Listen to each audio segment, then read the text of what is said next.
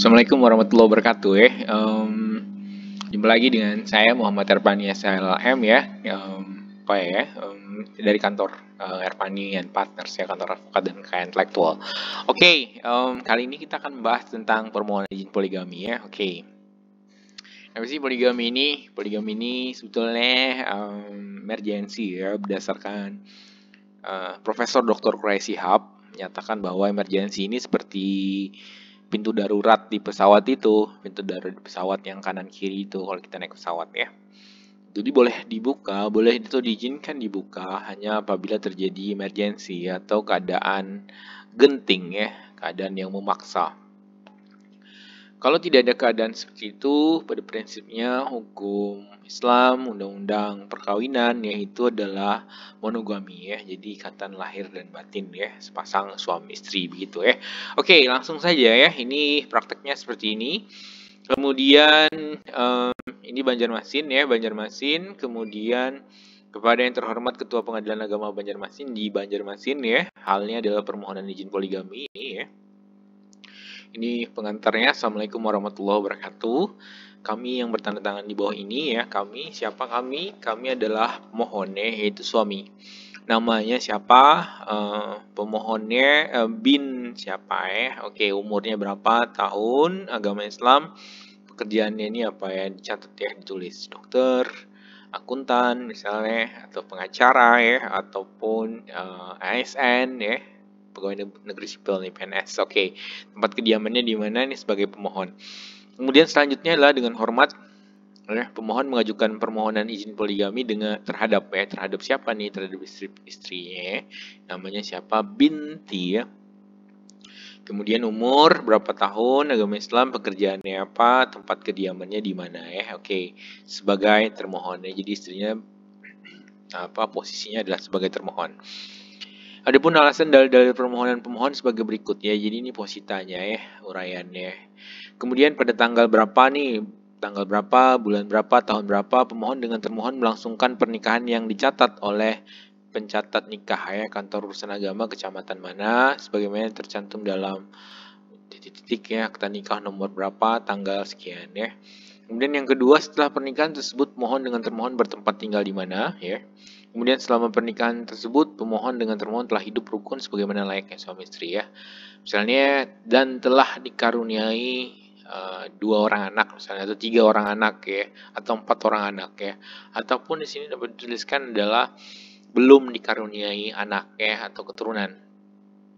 Oke, nomor 3 ini adalah identitas calon istri kedua ya, bahwa pemohon hendak menikah lagi poligami dengan seorang perempuan ya, namanya Binti ya, umurnya berapa tahun, agama Islam, pekerjaannya apa, tempat kediamannya di mana sebagai calon istri kedua pemohon ya, yang akan dilangsungkan dan dicatatkan di hadapan pegawai pencatat nikah kantor urusan agama mana ya.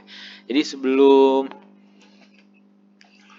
ini juga mengajukan permohonan ini tentu sudah melakukan konsultasi dengan kantor urusan agamanya ya, KUA terdekatnya itu domisilinya di mana. Oke, nomor 4 ini adalah alasan-alasannya ya. Alasan-alasannya itu tadi, kenapa sih bahwa pemohon mengajukan permohonan izin poligami ini? Karena pilih salah satu ya. Termohon tidak dapat menjalankan kewajibannya sebagai seorang istri ya. Jadi ini alasan terbuka ya. Jadi ini macam-macam ya, alasan terbuka. B, termohon mendapat cacat badan atau penyakit yang tidak dapat disembuhkan ya. Jadi ini B ini. C, termohon tidak dapat melahirkan keturunan ya. Jadi ada alasan biasanya C ini ya, C ini ataupun B ya. Oke. Kemudian oleh karenanya pemohon sangat khawatir akan melakukan perbuatan yang dilarang oleh norma agama apabila pemohon tidak melakukan poligami ya. Jadi itu tadi emergensinya atau mendesaknya itu jangan sampai nih melakukan perbuatan yang dilarang oleh norma agama ya. Nomor 5, pemohon mampu memenuhi kebutuhan hidup istri-istri pemohon beserta anak-anak karena pemohon bekerja sebagai apa ya, dan mempunyai penghasilan setiap bulannya berapa nih. Oke, setiap bulan rata-rata sebesar berapa, atau setiap minggu rata-rata sebesar berapa ya, oke lah. Jadi mampu secara ekonomi. Kemudian yang keenam ini yang berat nih, pemohon sanggup berlaku adil ya. Jadi perlakuan adil, jadi adil ya, adil. apapun definisi adil itu, tetapi sikap adil ini kan bisa bisa apa terlihat ya dan terasa ya. Apakah keputusan itu adil atau tidak ya? Oke. Kemudian 7, termohon menyatakan rela dan tidak keberatan apabila pemohon menikah lagi dengan calon istri kedua pemohonnya. Jadi ini ada keikhlasan dan keridhaan ya dari istrinya, dari termohon ini, bahwa tidak keberatan, dan itu harus secara lisan dan tertulis ya. Oke. Baik secara lisan dan tertulis ya. Oke, kemudian nomor 8, calon istri kedua pemohon menyatakan tidak akan menggugat harta benda yang sudah ada selama ini ya. Jadi ini harta bersama antara suami istri ini tidak boleh diganggu gugat ya. Jadi diuraikan dulu nih, perjelasnya di awal nih. Oke, tidak boleh diganggu gugat rumah misalnya, kemudian properti-properti lain ya, tanah, bangunan, kemudian deposito misalnya ya. Oke, jelas uraikan semua ini ya, beserta buktinya ya, beserta buktinya. Orang tua dan para keluarga termohon dan calon istri kedua pemohon menyatakan rela. Ini juga berat sekali ya, nomor 9 ini. Orang tua dan para keluarga termohon dan calon istri kedua pemohon ya. Nomor 10, antara pemohon dengan calon istri kedua pemohon tidak ada larangan untuk melakukan perkawinan ya. Jadi tidak ada hal-hal yang menyebabkan larangan ya. Itu apa? Menurut syariat Islam maupun perundang-undangan yang berlaku. A itu adalah calon istri kedua pemohon dan termohon bukan saudara dan bukan sesusuan ya. Ini juga penting ya, karena kalau saudara dan sesusuan kan nggak boleh ya. Calon istri kedua pemohon berstatus apa nih? Nah, ini statusnya nih. Perawan kah? Janda ya, kalau di KTP itu kan begitu. Dan ini dilampirkan juga ya, dan tidak terikat pertunangan dengan laki-laki lain. Oke. Wali nikah calon istri kedua pemohonnya siapa nih? Bersedia untuk menikahkan pemohon dengan calon istri kedua pemohon.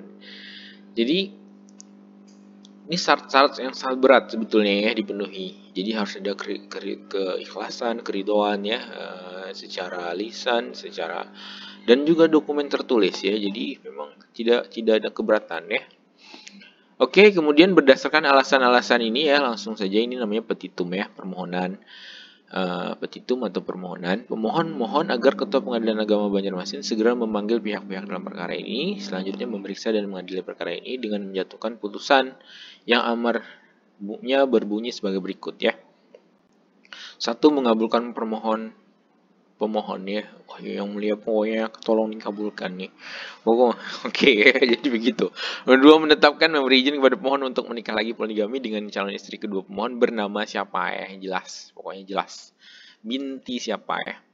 Kemudian 3, memerintahkan Panitera Pengadilan Agama Banjarmasin untuk mengirim salinan putusan yang telah memperoleh kekuatan hukum tetap kepada pegawai pencatat nikah yang wilayahnya meliputi kediaman pemohon dan termohonnya. Jadi ini memerintahkan kepada Panitera Pengadilan Agama Banjarmasin ya. Oke. Nomor 4, membebankan biaya menurut hukum ya. Jadi berperkara itu ada biaya ya. Berperkara itu dikenakan biaya begitu, tetapi sesuai dengan menurut hukum, atau menjatuhkan putusan yang seadil-adilnya. Jadi ini hanya permohonan ya, boleh dikabulkan ataupun tidak oleh majelis hakim. Oke ya. Selanjutnya itu saja, ini pemohon, hormat pemohon, tentangannya, siapa pemohonnya. Oke, Assalamualaikum warahmatullahi wabarakatuh. Nah, kemudian apa sih dokumen-dokumen yang diperlukan? Nah, dokumen-dokumen yang diperlukan ini adalah surat permohonan poligami 8 rangkap yang di atas itu tadi ya, surat permohonannya. Kemudian ada fotokopi buku nikah asli, duplikat buku nikah dengan istri pertama ya, legalisir pos, materai Rp 10.000 ya. Jadi materai sudah 10.000 ya. Oke. Kemudian fotokopi KTP domisili pemohon ya, istri pertama dan calon istri kedua, legalisir pos lagi, dan materai Rp 10.000. Kemudian yang keempat, fotokopi kartu keluarga pemohon ya, calon istri kedua juga legalisir pos, materai 10.000 ya. Ini modal materainya aja udah berapa nih? Oke. Nomor 5, surat pernyataan akan berlaku adil dibuat oleh suami pemohon. Jadi bukan hanya secara lisan tetapi juga tertulis ya, bermaterai Rp 10.000 lagi ya. Kemudian nomor 6, surat pernyataan rela dipoligami dibuat oleh istri pertama. Jadi bukan hanya pemohon ya membuat surat itu tadi, tetapi juga istri pertamanya rela bersedia dipoligami ya. Oke, materai Rp 10.000. Kemudian kemampuan ekonomi tadi dibuktikan oleh slip gaji ya, keterangan pendapatan suami atau pemohon. Nah, yang menarik adalah bila pemohonnya adalah PNS ya atau dari kepolisian, ini harus mendapatkan izin atasan ya. Jadi dibolehkan saja, tetapi harus ada izin dari atasan. Kecuali bagi perempuan yang berstatus pegawai negeri sipil ya, ASN, tidak boleh menjadi istri kedua ya. Jadi itu tidak dibolehkan bagi perempuan PNS itu menjadi istri kedua itu tidak boleh ya. 9. Daftar harta bersama Gonogini dengan istri pertama ya. Jadi berupa barang, tanah, rumah, dan lain sebagainya yang didukung oleh sertifikat atau bukti-bukti ya. Oke. Kemudian fakta-fakta alasan berpoligami. Jadi misalnya sudah sakit lama sekali atau belum dapat melahirkan, misalnya mandul misalnya ya istrinya. Lama sudah begitu ya, dibuktikan dengan surat dari pihak yang berwenang ya, pernyataan dari yang berwenang, dari rumah sakit, dari dokter kandungan dan lain sebagainya ya. Oke. Kemudian nomor 11 adalah fotokopi KTP saksi ya, minimal 2 orang. Kemudian nomor 12 ini jadi membayar biaya panjang perkara ya. Oke. Ini dokumen-dokumen yang diperlukan ya. Ini pembahasan kita ya untuk pengetahuan, dan ini real terjadi di masyarakat ya.